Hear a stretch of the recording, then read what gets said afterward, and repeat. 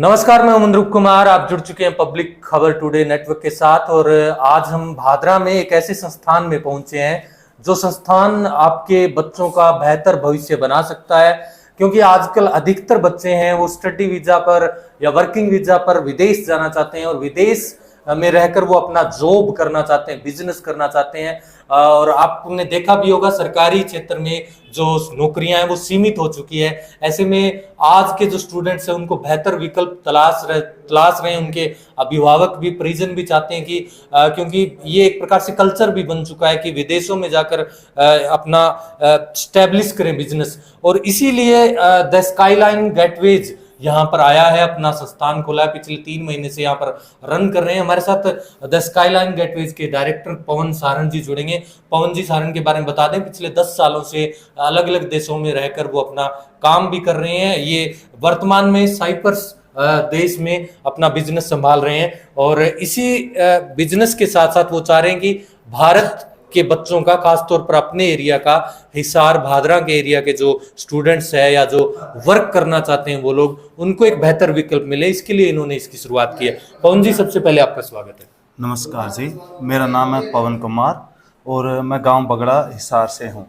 और हमने अब भादरा के अंदर द स्काईलाइन गेटवेज के नाम से एक नया सेंटर खोला है पिछले 3 महीने से, ताकि यहाँ के लोगों को पढ़ने के लिए सिरसा या हिसार या कुछ और बड़ी सिटीज़ के अंदर जाना पड़ता है। तो उनको जो भी बेस्ट फैसिलिटीज़ हैं all around the world, like if someone has to study in Cyprus or Europe or UK or New Zealand somewhere, so we can provide them our best facilities here, so they can go easily in any country, study there or work there, and help their family to improve their financial conditions and get enough salary for their families, like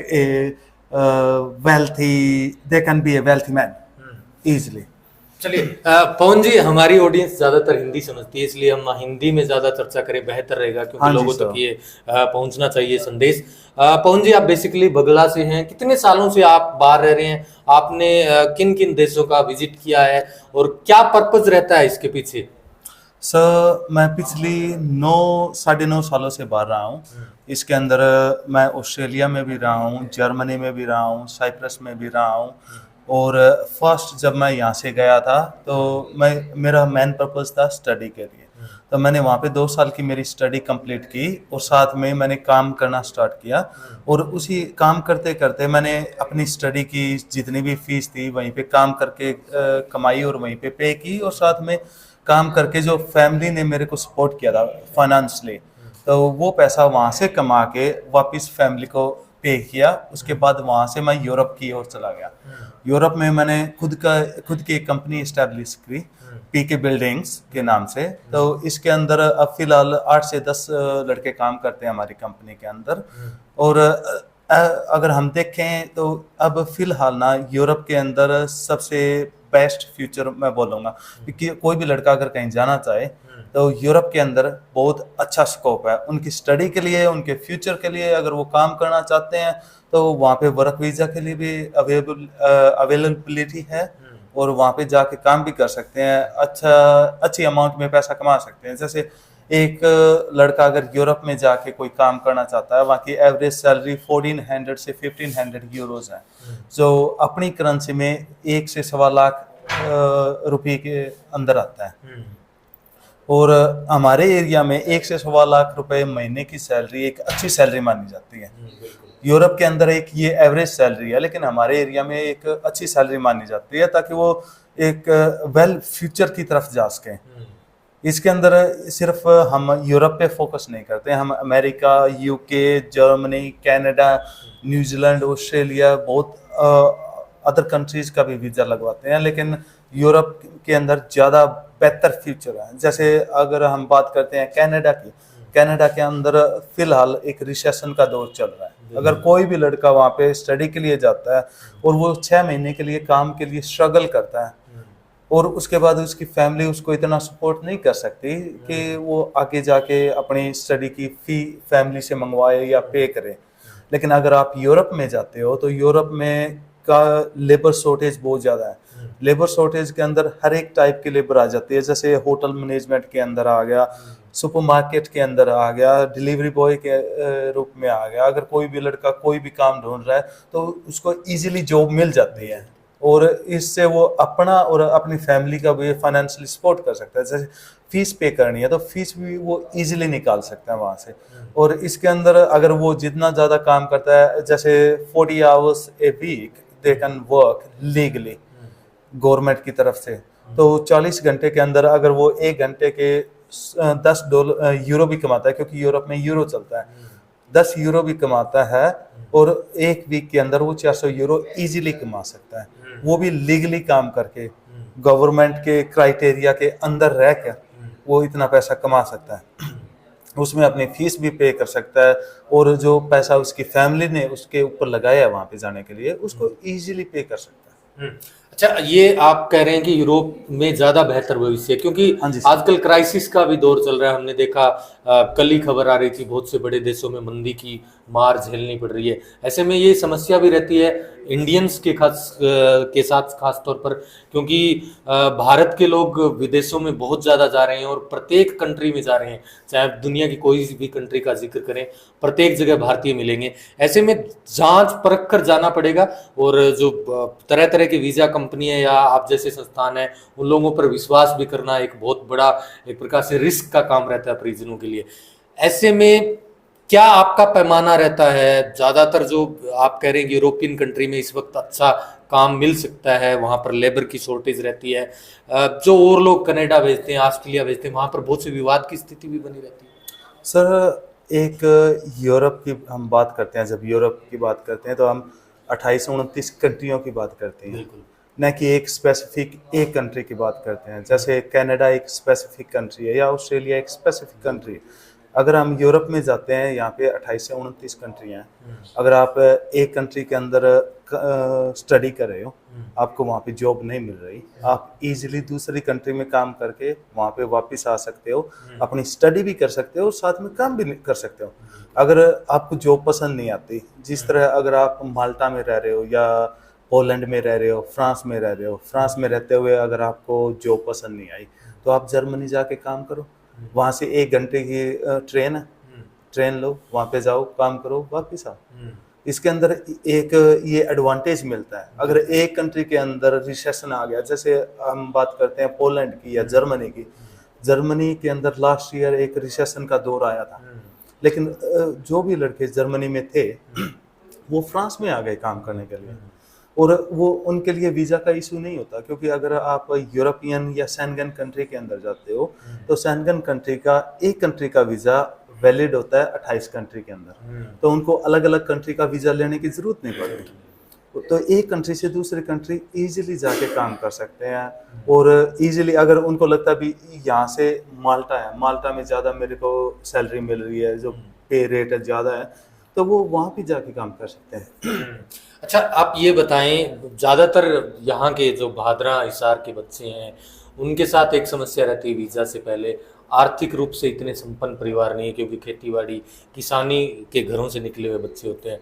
ऐसे में इस visa का जिक्र करें, European country का visa, study visa के through जाए तो वहाँ पर क्या क्या विकल्प है पढ़ाई करने के, कौन कौन सी यूनिवर्सिटियाँ या कॉलेज, जिस प्रकार से आपका जितना अनुभव है उसके बारे में बताएं।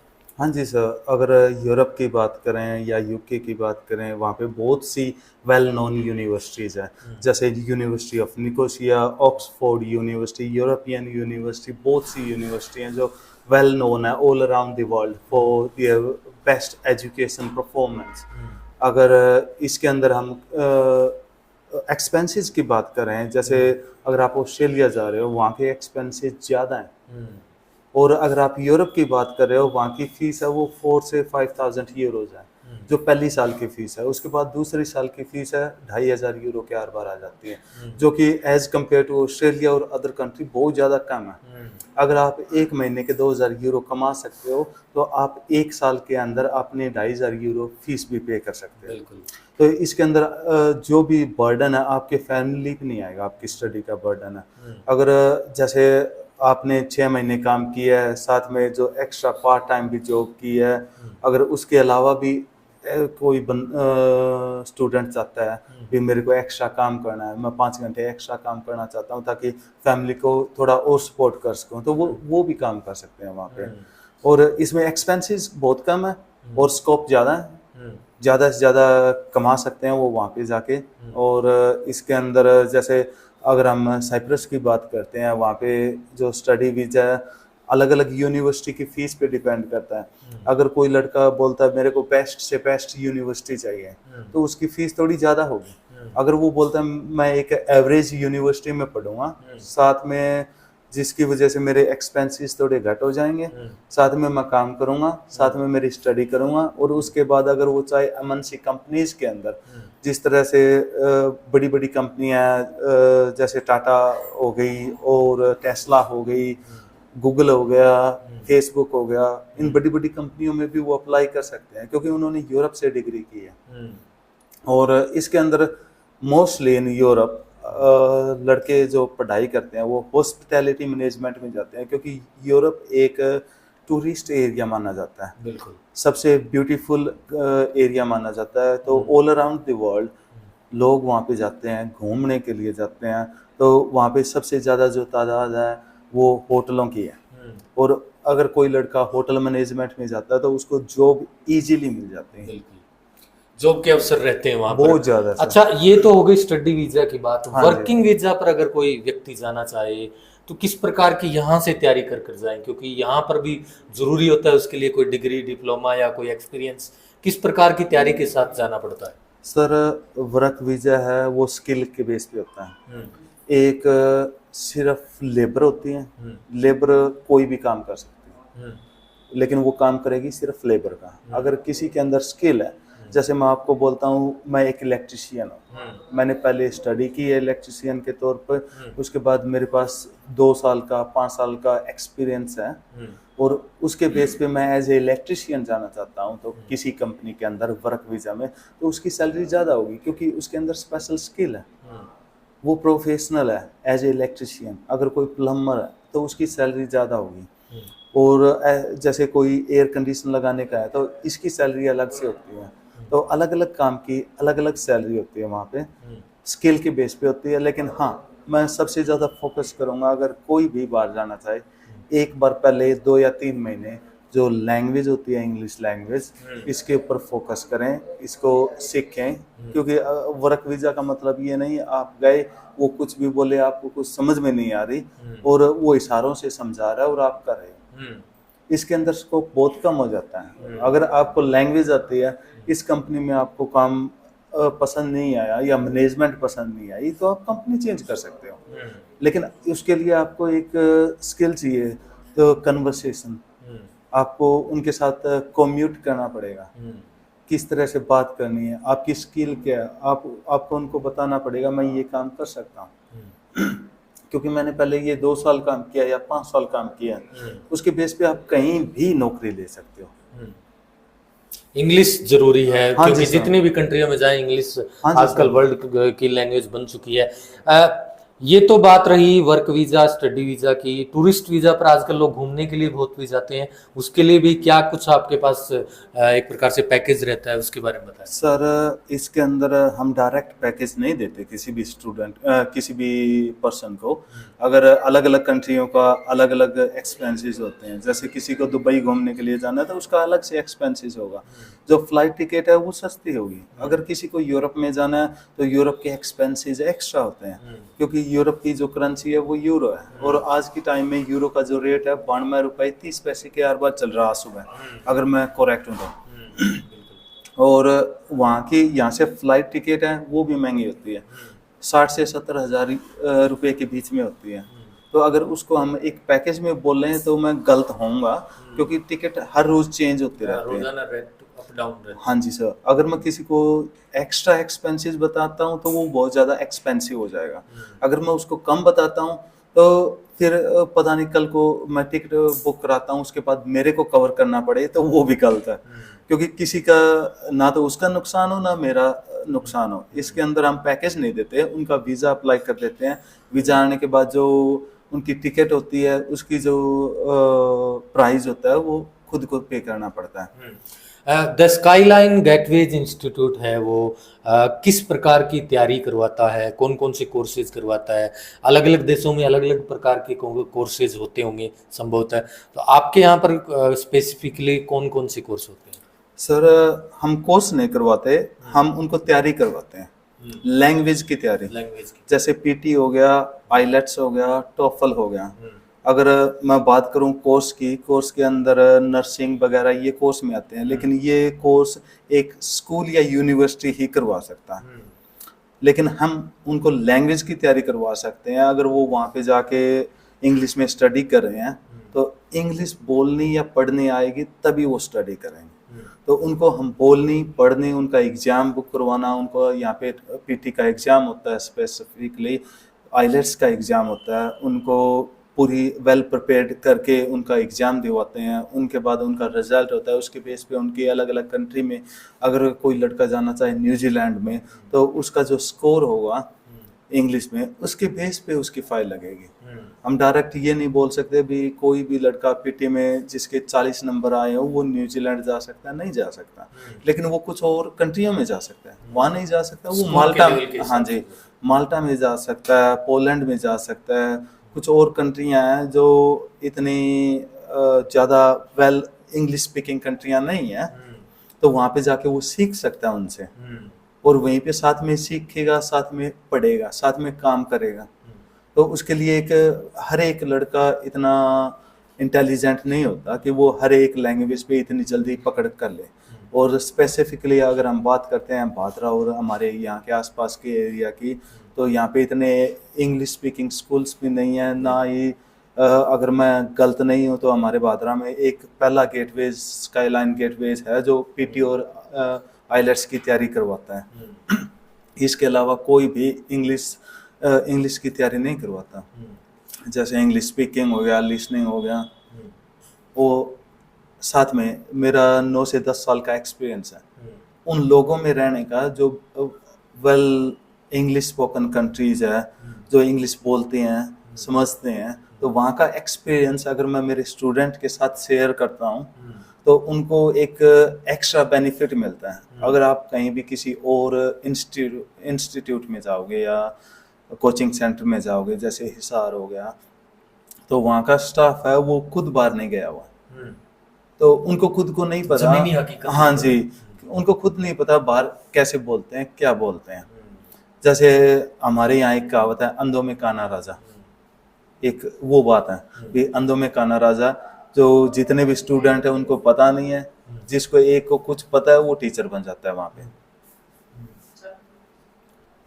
तो आप पवन जी ये बताएं कि जो आपका जो एक्सपीरियंस कैसा रहा है? पिछले 3 महीने से आप ये संस्थान चला रहे हैं, उससे पहले जाहिर सी बात है आपने वहाँ पर एक कंपनी भी जो शुरू कर रखी है, वहाँ पर भी बच्चे काम कर रहे हैं, बता रहे हैं। जैसे कितने जो स्टूडेंट हैं या जो वर्किंग पर गए हैं जो लोग हैं, वो कितने के लोग कामयाब हुए हैं आपके थ्रू, ये जानना चाहें। सर हमारे थ्रू अब तक स्टूडेंट है 4 से 5 स्टूडेंट डिफरेंट कंट्री में गए हैं यहाँ से अभी 3 महीने में। हाँ जी सर। अच्छा। और इसके अंदर 2 वर्क वीज़ा पे भी गए हैं साइप्रस में, उनसे बात होती है, बड़े अच्छे उनको जॉब दिलवाई हमने और वो खुश भी हैं अपनी जॉब पे।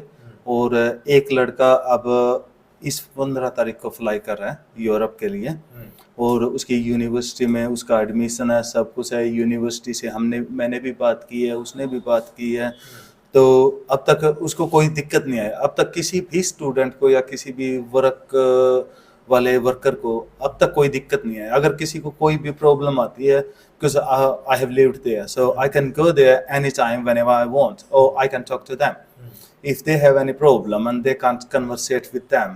अगर वो उनसे बात नहीं कर सकते, इतने इंग्लिश में गुड नहीं है, तो वो मेरे से बात करवा सकते हैं, क्योंकि मैं वहाँ पे हर एक कंट्री में रह के आया हूँ, मैं उनको सबको जानता हूँ, उनके कल्चर को जानता हूँ। और अगर किसी को कोई भी प्रॉब्लम है, किसी भी काम पे जाने के बाद एक काम पसंद नहीं आता, तो उसको हम दूसरा काम दिलवा सकते हैं कि ये काम पसंद नहीं आया, कोई बात नहीं, हम आपके लिए दूसरा काम ढूंढते हैं वहीं पे रह के, तो आप दूसरे काम पे जाओ, वहाँ पे काम करो। चलिए, क्या मैसेज देना चाहेंगे आमजन को, क्योंकि जगह जगह एक प्रकार से संस्थान खुल चुके हैं, बहुत से लोग जो वीजा के नाम पर अनुभव खराब रहा है एक प्रकार से बहुत से लोगों का, क्योंकि वहाँ कई बार वीजा नहीं लगता, पैसे ऐंठ लिए जाते हैं, कई बार वीजा लग जाता है, बाद में दूसरे देश में जाकर बहुत सारी समस्याएं आ जाती है। ऐसे में ये काम एक प्रकार से विश्वास का काम है, क्या मैसेज देंगे इसको लेकर? So far, I have heard many fake news or humors about all around the area. Few of them, because personally I don't know them, but I heard like there are few people they just spread the humors all around here, like the visa thing could be fake or something. There is nothing, anything like, okay, if any country is issuing a visa to you or anyone, that can't be fake. और इसके साथ में यहाँ पे जितने भी local में मैंने 2-3 और सुनी है बातें भी, लोकल के अंदर 2-3 ऐसे भी लोग हैं जो वीज़ा लगवाते हैं, लेकिन एक्चुअल में उनका ना तो वीज़ा आता है और ना उनको खुद नहीं पता होता, क्योंकि जो लोग वीज़ा लगवाने की बातें करते हैं वो खुद बाहर नहीं गए हैं, तो उनके पास अगर कोई एक्सपीरियंस ही नहीं है, उनका खुद का अपना वीज़ा लगाने का एक्सपीरियंस नहीं है, वो दूसरों की फाइल पकड़ के बैठ जाते हैं, फिर वही फाइल घूम फिर के हमारे तक आ जाती है। तो जो स्टूडेंट अपनी फाइल वहाँ पे देता है पहले महीने पहले दिन, तो वो फाइल घूम फिर के हमारे तक आएगी, 3 महीने वैसे ही लेट हो जाएगी, तब तक उसका गैप हो जाएगा। और फिर हम अगर उसकी फाइल प्रिपेयर करते हैं, और दूसरी बात, यहाँ से हम एक लड़के को चेंज करते हैं, जिसने हमें फाइल दी वो सामने वाले को चेंज करता है, और जिसने उसको फाइल दी और वो उसको चेंज करता है जिसकी फाइल है। तो ऐसे घूम फिर के इधर उधर घूमने से अच्छा डायरेक्ट आप स्काईलाइन में आओ, तो उनका एक टाइम बचेगा, एक्सपेंसेस बचेंगे, क्योंकि हमारा जो पैकेज है ये अलग है, और उसी स्टूडेंट को वही पैकेज 2-3 लाख में ज़्यादा पड़ेगा, क्योंकि वो घूम फिर के सबको पे करके आ रहा है। अच्छा सर, एक बात और जानना चाह रहा था, कोई बच्चा जाने की तैयारी कर रहा है स्टडी वीजा या वर्क वीजा पर, आप उसको कितने दिन में प्रिपेयर कर देते हैं आपके संस्थान में, अगर वो ज्वाइन करे शुरू के दिन से? सर 2 से 3 महीने तो उसको आईलेट्स और पीटी की तैयारी करने में लग जाएंगे, क्योंकि मैं कोई जादूगर तो हूँ नहीं 1 सेकंड में उसको इंग्लिश सिखा दूँगा। 2 से 3 महीने के अंदर हम उसको इतना प्रिपेयर कर सकते हैं कि वो आईलेट्स और पीटी को क्रैक कर सके ईजीली। उसके बाद उसके रिजल्ट के बाद अलग अलग बैच होते हैं अलग अलग कंट्री में, जैसे यूरोप के अंदर 3 बैच होते हैं, अक्टूबर का बैच, फरवरी का बैच और जून जुलाई का बैच। तो उस बैच के अकॉर्डिंग अगर उसका सूट करता है फरवरी बैच में, अगर कोई लड़का कल आता है हमारे संस्थान के अंदर सीखने के लिए, उसको 2 या 3 महीने तैयारी करवा के उसका एग्ज़ाम दिलवाते हैं, उसके सारे डॉक्यूमेंट प्रिपेयर करेंगे हम। उसके बाद उसको दिसंबर के आर बार उसकी फाइल पहुंचेगी यूनिवर्सिटी के अंदर, और फरवरी बैच के अंदर वीज़ा आएगा। मैं ये नहीं बोलता भी 10 दिन में मैं वीज़ा निकाल के दे दूँगा, जो प्रोसेस है वो प्रोसेस है, सबको उस प्रोसेस को फॉलो करना पड़ेगा। मैं अगर मिनिस्टर भी हूँ तो भी मेरी नहीं चलेगी इसके अंदर, क्योंकि हर एक कंट्री का एक प्रोसेस होता है, और जो बैच होता है जिस टाइम बैच स्टार्ट होगा स्टडी का उसी टाइम होगा। हम पहले नहीं तो पहले कर सकते हैं ना बाद में कर सकते हैं। चलिए, शुक्रिया आपका समय देने के लिए। Thank you sir. तो स्काईलाइन गेटवेज में इस वक्त हम मौजूद थे, यहाँ पर हम इनके डायरेक्टर पवन जी से बातचीत कर रहे थे। आपको बता दें, सावा बस स्टैंड के नज़दीक राज प्लाजा में ग्राउंड फ्लोर पर ये इनका संस्थान चल रहा है। आप भी अगर विदेश में जाकर कामयाब होना चाहते हैं या स्टडी करना चाहते हैं, किसी यूनिवर्सिटी के सहारे आप कोई बढ़िया पढ़ाई करना चाहते हैं विदेशी संस्थान से, तो आपको ये बेहतर मौका दे सकता है द स्काईलाइन गेटवेज। आप यहाँ पर एक बार आकर विजिट करें और मिले इनसे, ये पूरी जानकारी देंगे। और आजकल जगह जगह पर वीज़ा की जो लगाने वाले संस्थान खुल चुके हैं, लेकिन सभी जगह आप विश्वास नहीं कर सकते।